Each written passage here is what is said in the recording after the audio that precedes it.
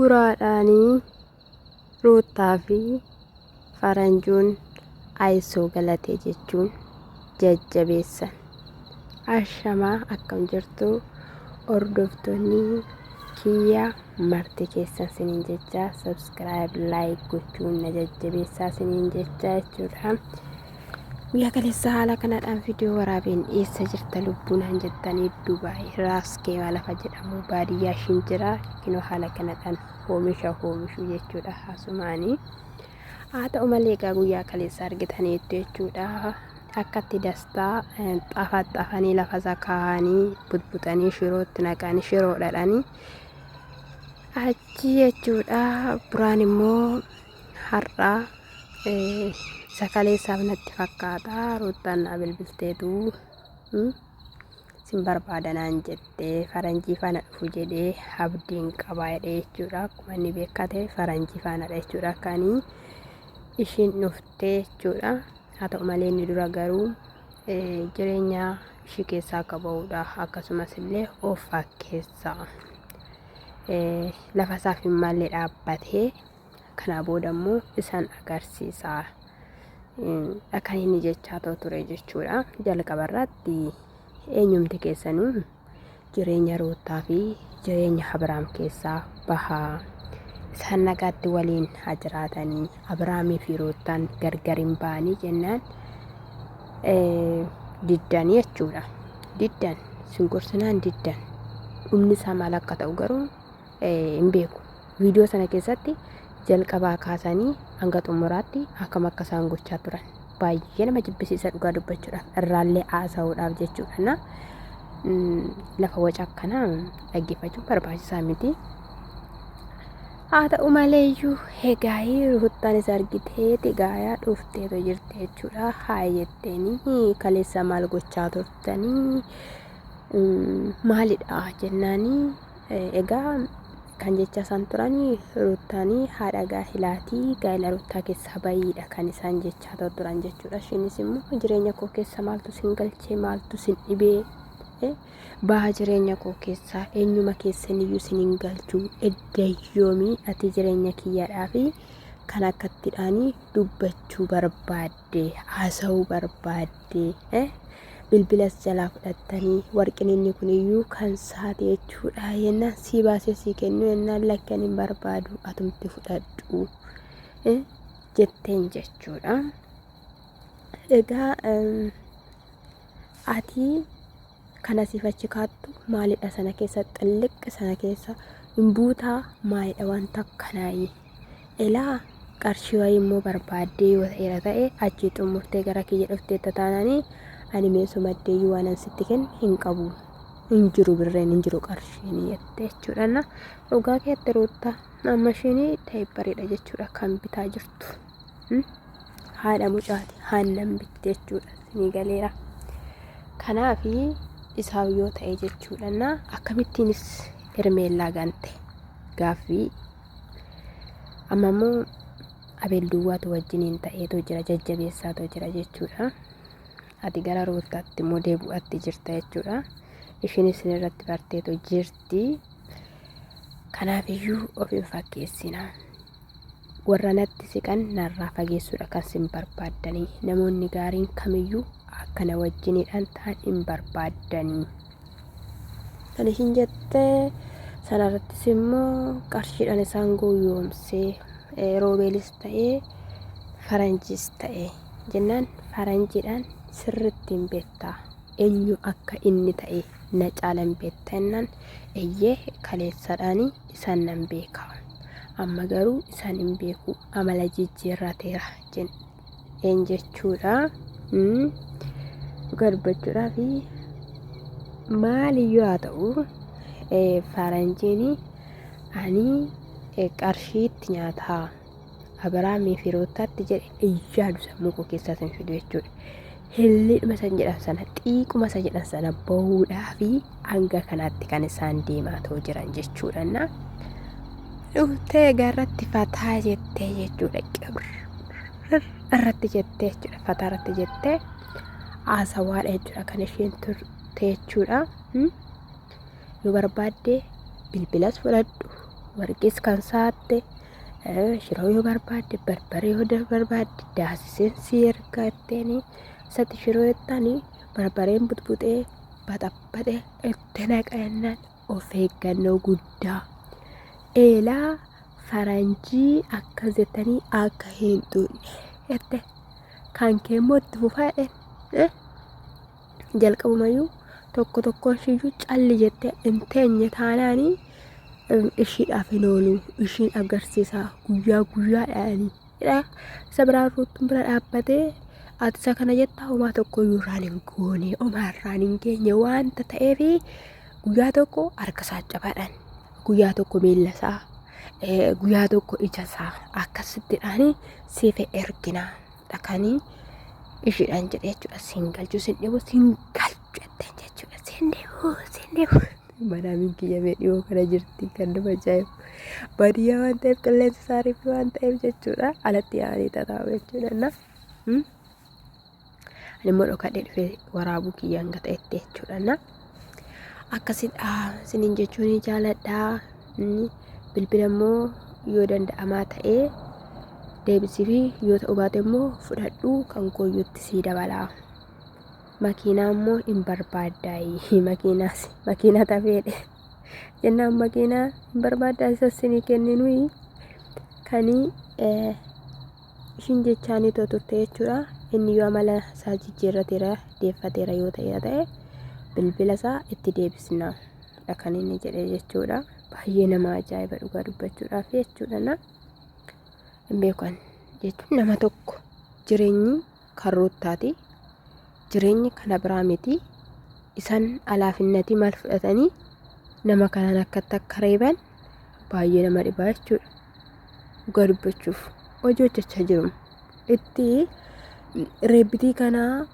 ifannaa kana yookiin immoo bakka isaan qarshiitti jijjiiru waan ta'eef gara seeraallee deemuu hin barbaadan jechuudha walirraa baqa kan isaan nyaatan jechuudha akkas hermeellaa harkishiin salphate ta'uu hin xiqqaate ta'uu hin beennu nuti waan numa beennu iyyuu hin qabne hermeellaan hojii qabdii jedhaniiru miti hojiin ishee haddaadha qabeenyaatti jedhaniiru dubartiin haadha qabeenyaan tokko immoo haala kana akkas taate jennee siishaan lafa kanatti hin argamtu haati qabeenyaa warri qabeenya qaban jechuudha hin argaman bilbiltan iyyuu bilbila sin jalaan kaasan akkas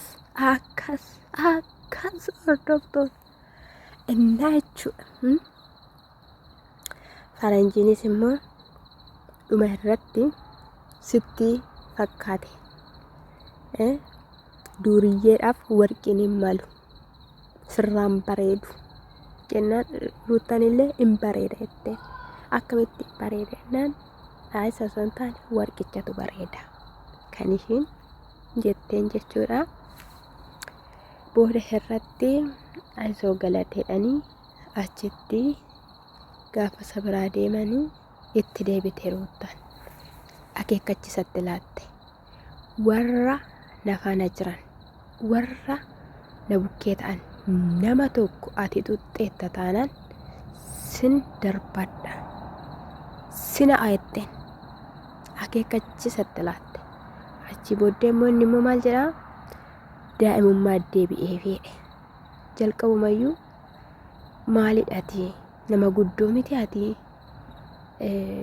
akka daa'imamaa godhattaa seeraan hin haasoftuu dhagaa kan inni jechaanitoo ture mirga kooti akkam barbaade waan ta'e jechaanidha kan isheen turte jechuudha qinqinni jette jechuudha shirbarbarra qarratti jette essay balla godhiiti gubi ani jireenya koo isa sana hunduma isaayyuu fixeen isa kanatti cee jiraachuudha kuni jireenya eenyu miti jireenya eenyu keessanii miti jireenya koodha kan ishiin jette jechuudha kanadha biniif immoo iyyuun illee jechuudha waliin haasaa turan biyya seerri jiru keessatti maal jechuudha wanta akkana gochuun jedhee baay'ee tokko naaree natti dhagahame jechuudha akkasumallee Abrahaamis as acheedha yookiin hermeellaa afaan hin jiraatu yookiin immoo ruuta afaan hin jiraatu wanti inni gochaa jiru anaaf hin galu kan inni jechaa jiru jechuudha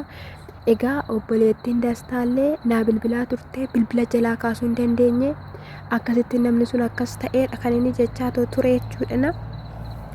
Biiniin immoo Deef obboleessi Abiraan fa'i Ermeellaa argachuun barbaada. Ermeellaa faana wal arguudha kan barbaadu naan jedhe. Kanaafiyyuu mana Ermeellaa dhaquu barbaada. Insobaan jedhan immoo maalirraa fuudha mana ishiirraa bilbilee ishii waamee ishii naasofsiisu godatti ishii naasofsiisu yoo haasofsiisu barbaadeera ta'e. Kanaafiyyuu jechuudha an akka kiyyaatti mana dhaquun hin barbaachisu. Namni kunii qubaadhumatti haasofsiisuudha. Akkasumallee Abeen warra isaanitti sissiqu haasofsiisuudha. Maaliif akka kun ta'aa jiru innaa siniin jechuun jaaladha. Hunduma caalammoo Ermeellaa haasofsiisuu warreen kaanis haasofsiisuu hin taane abbaa gaa'ilaa isa ta'ee Abiraamidhaan haasofsiisuudha. Lapheensaa akka galu gochuudha. Lapheensaa hin galle taanaan lapheensaa hin galle yaannisaa hin galle taanaan foonsaa gara roottaatti galeedhaan faayidaa hin qabu. Boruu yaannisaa bahee in adeema jechuudha. Ammas jechuudha mucayyoon hin dhiisu jettee jirti. Gatiin itti baasetti han dadhabee jechaadha kan ishiin jirtu jechuudha. Isa kanadha obboleettii Ruutaallee Eelduun illee jechuudha gammaddeetu jirti jechuudha. Waashinillee waan baay'ee haasofte jechuudha.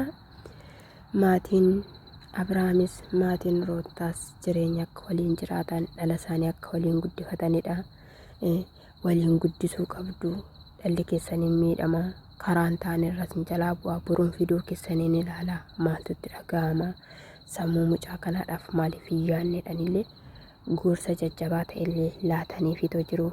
Ruutaan immoo akka jettutti ani duubatti hin deebi'uudha kan ishiin jechaatu jirtu jechuudha. Har'allee akkas jetteen jechuudha buraadhaani.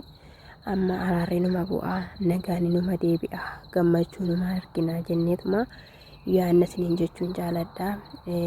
Haala isaa ilaaluufidha yaaduma isaa ilaaluufidha.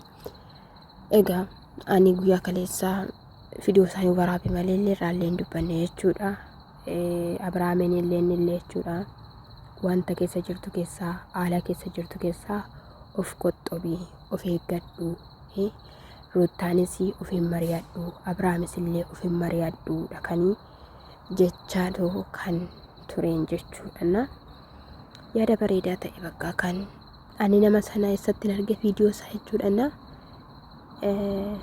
Haadha manaasaa Efaa jedhanii isa jedhanii viidiyoo TikTok irratti arge enarra yeroo jalqabaaf dhufe waan jedheef namni silaa waan marge yaasanna jala seenanii Efaa viidiyoo Efaa keessatti natti fakkaate achi jechuudha kan baasanii jiranii dhuguma obboleessuma isaanii ta'uu danda'a. Gaa'ii araarsee iddoo tokkotti deebisee galchuu ni danda'a.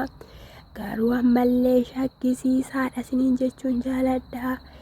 Ermeellaadhaan nagatteessa deemte jechaanii ture kaleessa nan deema gaafa ishiin jettuuni na dhiisteemu yoomiyyuu hin deemtuu nagattee jechaa ture.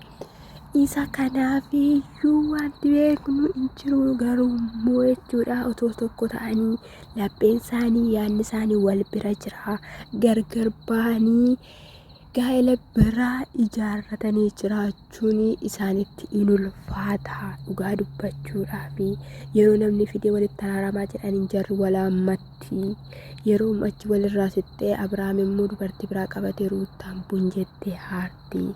Siniin jechuun jaaladha. Galgalli keessan haa bareedu. Amiin jedha kan kiyyallee haa bareedu. Inaaffituu gaa'ilaa Kiristoos sinirraa haa qabu. Siniin jechuun jaaladha. Subscribe fi laayikiidhaanii nafaana ta'aa siniin jechuun jaaladha. Gooftaan koo sina eebbisuu kun mansaatii argadde naaluma kanaadhaan hojjedha siniin jechuun jaaladha. Borurraan shubbisa irraan shubbisaa mana kooti waan ta'eef irratti talu taala. Isa kanaaf hinarra sisirreeffachaa qoqopheeffachaa xaxxaragachaa jira mana kiyyaa hordoftoota koo. Ishii kana naa baraatii naa beekaatii jechuudha. Sin immoo sabskiraayibii naa godhaa sin jechuun jaaladha.